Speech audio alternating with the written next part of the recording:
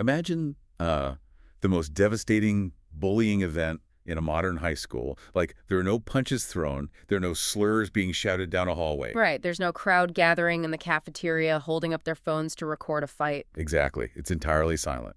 It's just a group of 5 friends sitting in different houses, deciding to copy an existing group chat, deliberately leaving one person out, and just hitting create. And the target's phone just stops buzzing. Yeah, it's chilling. So, welcome to the deep dive. Because if you're listening to this and you're operating under the assumption that adolescent digital conflict still looks like it did even 5 or 10 years ago, well, we are about to completely dismantle that mental model today. We really are. We have a wealth of clinical data and field analysis now, and it's pointing to this radical shift in the landscape of adolescent mental health. We're looking at a crisis that's referred to as the invisible wound. The invisible wound.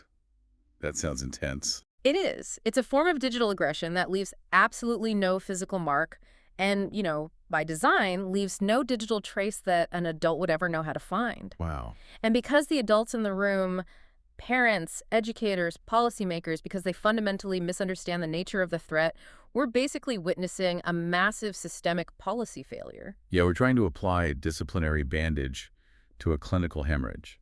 Okay, let's unpack this. Why are these old policies failing so spectacularly? It's a great question. Think of it like this. Current school policies are essentially like hiring a very strict hallway monitor for a high school, right? But all the students have discovered these secret soundproof underground tunnels connecting their lockers. Oh, that is a perfect analogy. Right, so the monitor's patrolling the linoleum, doing their job perfectly, looking for kids pushing each other into lockers.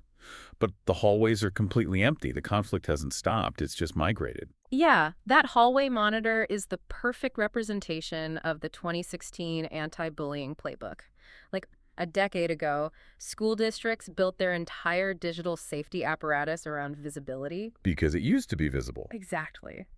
Bullying happened on the digital equivalent of a public square.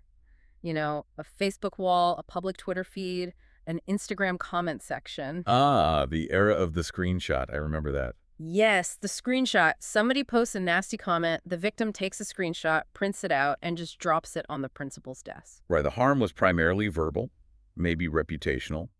But the crucial thing for the school was that it was trackable. There was a neat linear progression from the offense to the evidence to detention. Exactly. In that visible era, reporting mechanisms were built directly into the platforms. Yeah. Schools and parents could actually interact with them. Right. The whole foundational assumption of district policy is that there will eventually be evidence you can put in a manila folder.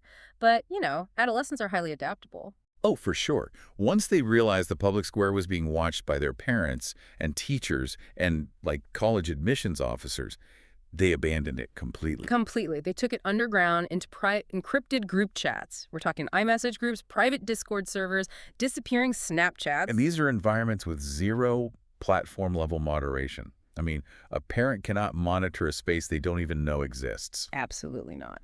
But I have to pause here, because if you're listening to this, you might be feeling a bit of cognitive dissonance right now. I mean, we've spent the last 10 years telling kids to lock down their profiles. Right. We literally taught them to do this. Yeah. We fought for end-to-end encryption to protect ourselves from data harvesting. Isn't privacy exactly what we want for our kids online? Well, we want them protected from external surveillance, absolutely. But absolute digital privacy, when it's in the hands of an adolescent peer group, it creates this inescapable dual-edged sword. When a space is unmoderated by design and encrypted by default, traditional adult authority just stops abruptly at the glass of the student's screen. Right. They can't see through it. Exactly. The very encryption tools designed to protect vulnerable users from corporate overreach are being perfectly repurposed to shield abusers from accountability. The tunnel is completely dark. And the weapons they're using in the dark have evolved way beyond just, typed insults. Yeah. This is the shift that completely redefines the threat level for me. Oh, it really does. Here's where it gets really interesting in a very dark way. We are looking at an arsenal that leverages generative AI to inflict maximum psychological damage, and it requires zero technical skill. None at all. I mean, creating non-consensual nude imagery of a minor used to require, specialized software and real skill.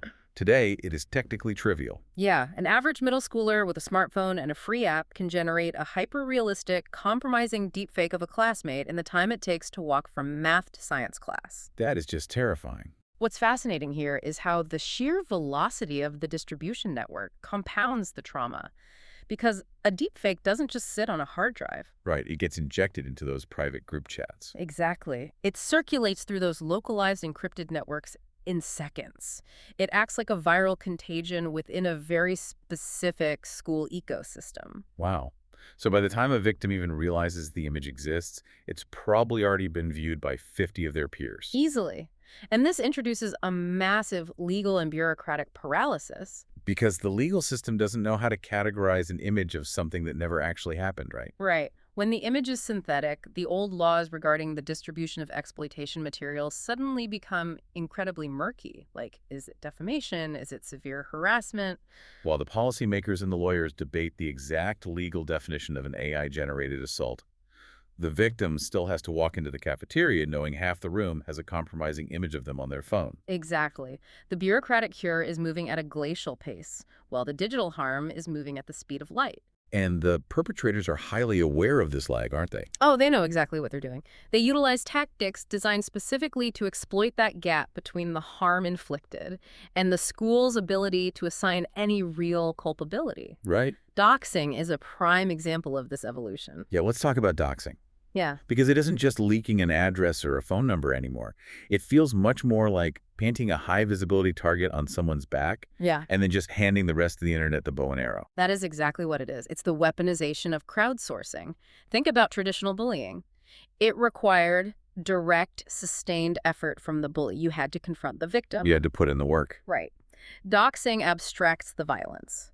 A student just gathers a peer's private information, their home address, social media handles, parents' contact info, and drops it into a highly volatile public forum. Like a malicious gaming community or an extreme political message board. Exactly. Yeah. Often accompanied by a fabricated story designed specifically to enrage that community. So they outsource the harassment. Suddenly, a 14-year-old is getting highly specific death threats from anonymous adults in 3 different time zones. And the student who actually initiated the attack gets to claim plausible deniability. They just say, oh, I didn't send those threats. I just accidentally leaked a phone number. Man, if you're a school administrator looking at the 2016 rulebook, you have absolutely no framework for disciplining a kid who weaponized an anonymous internet mob. None. The complexity of these attacks creates this constant state of hypervigilance for the adolescent brain. It's got to be exhausting. It is. But we also have to examine the other end of the spectrum here, because the high-tech attacks are terrifyingly loud, but the most pervasive, damaging tactic in this new landscape is entirely silent. Right, it requires no AI, no external mobs. It's that weaponized exclusion we discussed at the very beginning of the deep dive.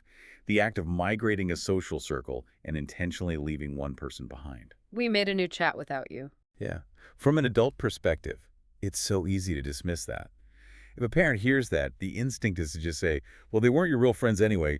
Put the phone down and go outside. Right. Sounds like petty middle school drama. But when you actually look at the clinical data, teens targeted by this specific brand of digital exclusion are showing a 70% spike in depressive symptoms compared to their non-targeted peers. It's staggering. A 70% spike is not a margin of error. That is a full-blown psychiatric emergency. If we connect this to the bigger picture to understand why that number is so high, we really have to look at the developmental psychology of an adolescent. Okay, break that down for us. Well, during those formative years, peer acceptance and social integration aren't just preferences. They are the primary biological imperatives of the developing brain. Right, it's survival for them. Exactly. The adolescent amygdala processes social rejection using the exact same neural pathways that process physical pain. So, to a teenager, being abruptly and silently exiled from the digital space where their entire social reality exists, it quite literally feels like a physical injury. It's an injury compounded by this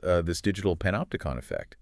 Because they aren't just excluded, they usually know exactly what they're missing. Yes, exactly. They can see on snap maps that all their friends are gathered at a specific location. They can see the read receipts. They are hyper aware of this vibrant social dynamic happening just on the other side of a locked digital door. It induces a state of chronic low-grade trauma. The outdated assumption that cyberbullying primarily causes reputational damage or just temporary hurt feelings is dangerously inadequate So now. it's so much deeper than that. We are looking at a fundamental, measurable alteration of a child's mental well-being, severe psychiatric distress, anxiety disorders, suicidal ideation. And because the venue is invisible to the adults and the weapon is just silence, the victim often suffers entirely alone. So what does this all mean? Like, a district realizes they have a massive problem. You obviously can't just tell a principal to monitor Discord better. Right, that's technically impossible and legally fraught. Yeah, and you can't discipline your way out of a silent group chat. This forces a complete paradigm shift, doesn't it? It absolutely does. If you cannot prevent the invisible attack, you absolutely must have a structural system in place to treat the invisible wound. The harm is clinical, therefore the response has to be clinical. Okay, so let's look at Georgia, because they're basically forcing the issue with HB 268. Right. That's a legislative mandate that legally obligates K-12 schools to have a robust safety net and a clinical follow-up layer in place by July 2026. It removes all the ambiguity. Providing mental health infrastructure is no longer a nice-to-have thing. It's a statutory requirement to operate. Which brings us to the clinical model stepping into this massive void. And our analysis points to a very specific structural solution gaining rapid traction in Georgia called MentalSpace School. Yes, MentalSpace School. They are stepping in to serve as that mandated clinical follow-up layer. But, if you're listening, you might be hearing mandated therapy and school programs and rolling your eyes. Sure, thinking about the massive shortage of adolescent therapists right now. Exactly. The industry standard waitlist for a teenager in crisis can be, 3 to 6 months? Easily. If a kid just found out an AI deepfake of them is circulating the school today, a 3-month waitlist is practically a lifetime. But the mechanism MentalSpace School uses to bypass that traditional bottleneck is what makes the model so viable. They do same-day teletherapy, right? Yes. By embedding a dedicated, culturally competent therapist team directly into the school's operational ecosystem, they completely collapse the distance between the crisis and the intervention. Same-day intervention completely changes the trajectory of a crisis. I mean, if the trauma is occurring digitally, meeting the student immediately in a digital therapeutic environment just makes profound sense. He really does. But the other massive hurdle, beyond just finding a therapist, is obviously paying for one. Oh, the billing nightmare. Yeah, we've all navigated the nightmare of out-of-network behavioral health billing. But MentalSpace School bypassed that by partnering with practically every major commercial insurer. They did. We're talking Blue Cross Blue Shield, Cigna, Aetna, United Healthcare, Humana, Peach State, CareSource, Amerigroup. That's a massive list. But the real game changer here, the element that truly democratizes this care, is that it's $0 for Medicaid. That is huge. Removing the socioeconomic barrier to clinical treatment is essential. Right. Because if a student in a low-income household is suffering from that 70% spike in depressive symptoms due to online exclusion, their family's financial status does not disqualify them from immediate high-level psychiatric care. The school ecosystem literally becomes the delivery mechanism for healthcare equity. Exactly. And the data proves that when you treat the clinical wound directly, the educational outcomes actually repair themselves. I mean, they tracking an 89% rate of improved attendance among the students they treat. Which logically follows, right? Yeah. If you're being digitally terrorized in a space that overlaps with your physical school, your biological imperative is to avoid the physical location where those attackers are. You treat the anxiety, you reduce the dread, and the student actually walks back into the building. Exactly. They also report a 92% reduction in anxiety and an 85% family satisfaction rate. What these numbers demonstrate is that even if the digital landscape remains inherently hostile, even if we can't force encrypted apps to moderate adolescent behavior, we can effectively neutralize the clinical fallout. We can build psychological resilience fast enough to counter the speed of the digital harm. Precisely. So if you are an administrator, a parent, or an educator in Georgia staring down that July 2026 mandate, the blueprint is already there. You don't have to build the infrastructure from scratch. No, the solution exists. Right. Organizations doing this exact work can be reached at mentalspaceschool.com or through their clinical intake at MentalSpace School at cheattherapy.com. It is a vital resource for communities realizing that the front porch security camera is basically completely useless. Yeah.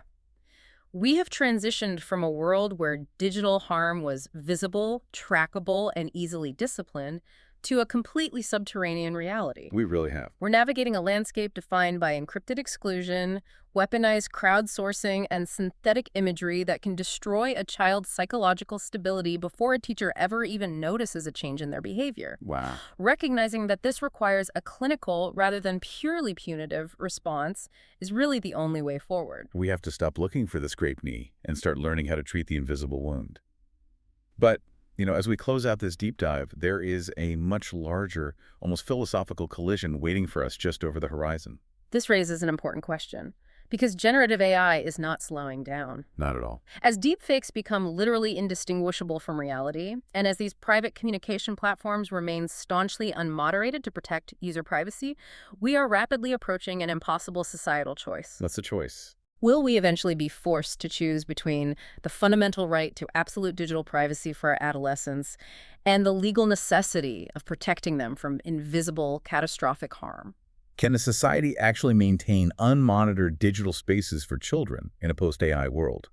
Or is the era of the private digital childhood fundamentally incompatible with their psychological survival?